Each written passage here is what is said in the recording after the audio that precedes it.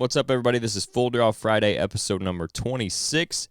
Today, I'm going to be talking about just a few things I learned this year during turkey season. This is my second year hunting turkeys, and I was able to get another one on the last day of third season. I don't have any more permits, so I'm done for the year. I know there's some seasons that have just opened up in some states, and Illinois still has fourth and fifth season to go, I believe. So I'm going to talk about some things I learned as a new turkey hunter. It's going to be a pretty short episode, but here we go with number 26.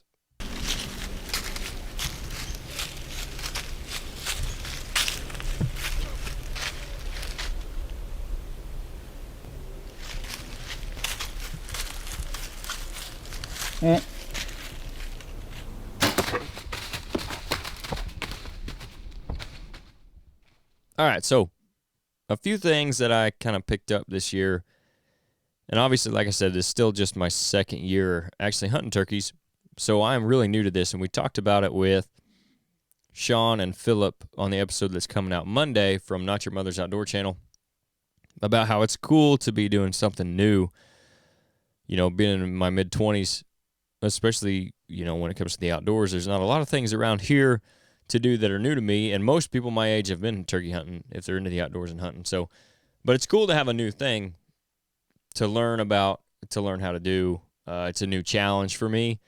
That's fun. And fortunately for me, I have someone like Nate that can help me out with it, that's been doing it forever and who's good at it. And he's really helped me out the last couple of years. But I'll talk about a few of the things that I've learned, not only last year, but this year, or not only this year, but last year as well.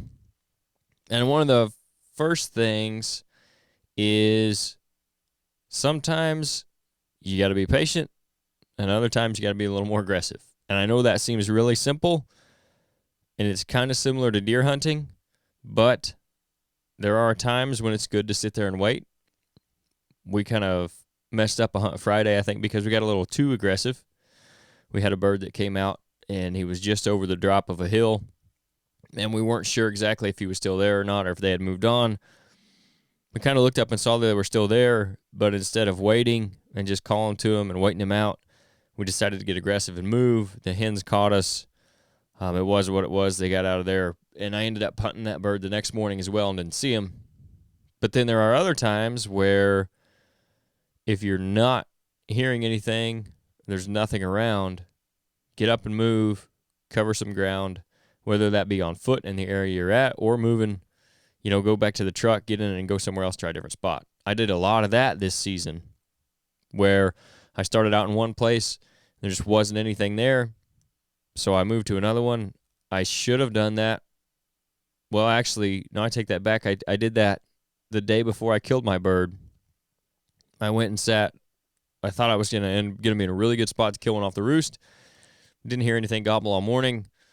I waited till probably 20 minutes after what should have been fly down and didn't hear a bird. Did a little bit of calling, just nothing. So I decided I'd get up and go to a different spot where I knew there was a bird anyway, that at least had been there in the last week or so. So I did that, and I actually ended up, he was out there strutting with a couple hens. I got down in a low spot next to the river, worked my way to him, and I got to about 60. I actually shot at that bird that day and missed him. Had him gobbling, but he just wasn't going to come any farther towards me. I didn't have the decoy with me, so that's maybe another thing. I think if I had even just taken the fan with me, I might have been able to pull him away because his hens were already essentially gone before he lost interest in me and started to go back that direction. So I might have could have pulled him, another 20 yards maybe and had a better shot. But either way, I missed him. I'm just shooting 3-inch loads out of with a full choke, so it was a poke for that setup, no doubt. But I thought it's the day before the last day. I was going to try him, missed him.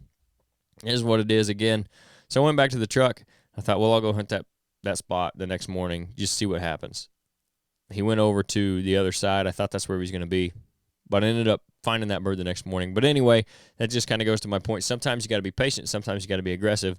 And those are two times that I messed it up, kind of doing both, but one time, we got a little aggressive than when we shouldn't have, and the next time I got aggressive when I should have. I kind of learned from it within the season, I guess. I was a little more aggressive the second time. I at least got a shot at one. So there was that. I think had we been more patient on that first bird, we might have got him. I think he was headed our direction either after he saw the decoy or maybe anyway, he just got tired of listening to us over there calling at him and he was coming to check it out. But either way, that's just one thing. You got to kind of read the situation and know when to be patient and when to be aggressive.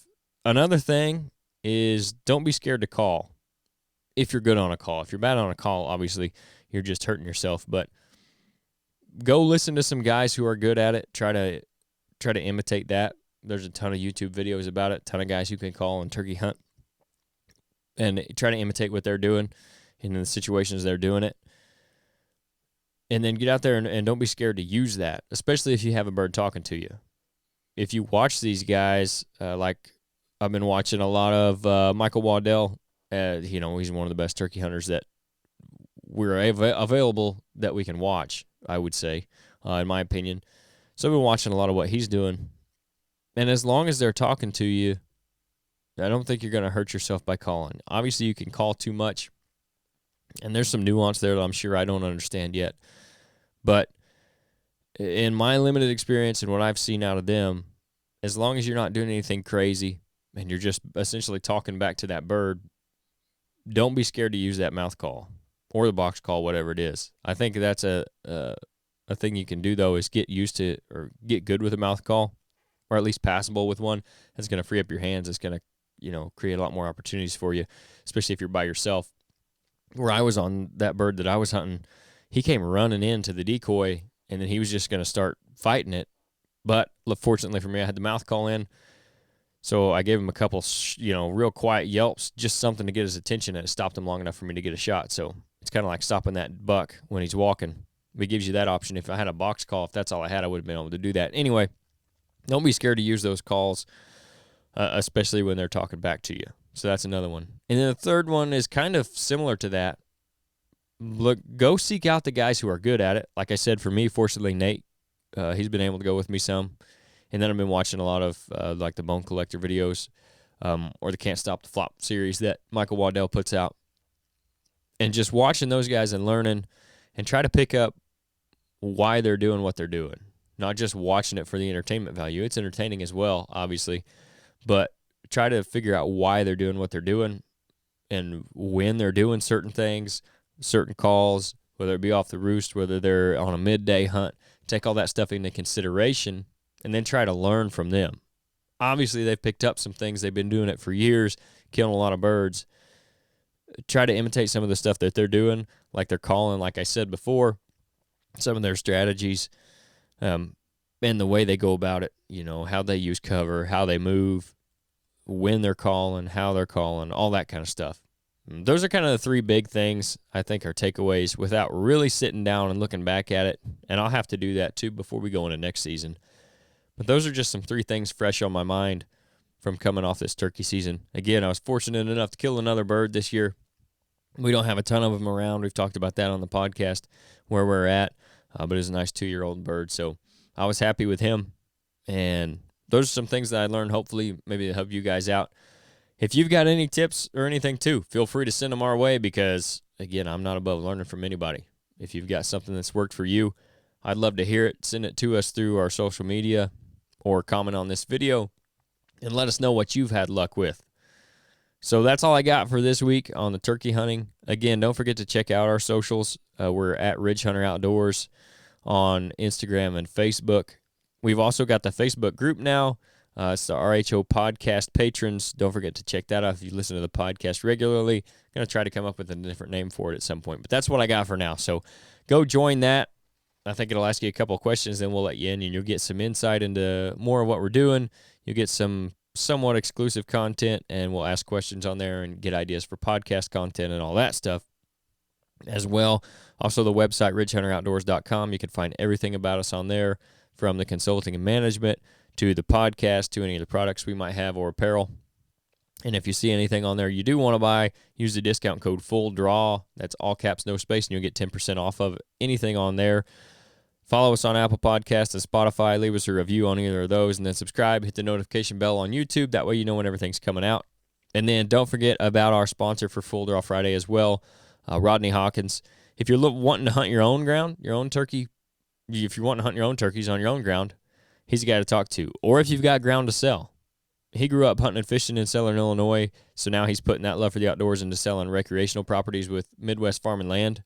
And if you guys don't know a lot about them, you can actually go back and check out the episode Rodney was on. He goes into detail about what they do, specifically kind of where they got their start and all that. But they're not your average real estate company. In 2022, they sold over $85 million worth of ground. They've got agents like Rodney all over Illinois, so they're kind of a local company with more of a national reach.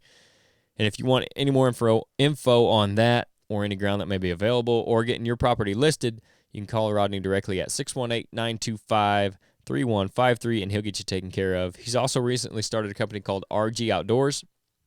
They've got hard and soft-sided blinds and blind chairs, all from Radix Blinds, in addition to an all-natural scent elimination product called Camo Dust, which you can get more info on at camodust.com. As for the blinds, Nate actually spent a lot of time in one of the soft-sided Radix blinds this season, and he was more than happy with how that worked out for him. He's also got Byrna self-defense weapons now and Tacticam cameras.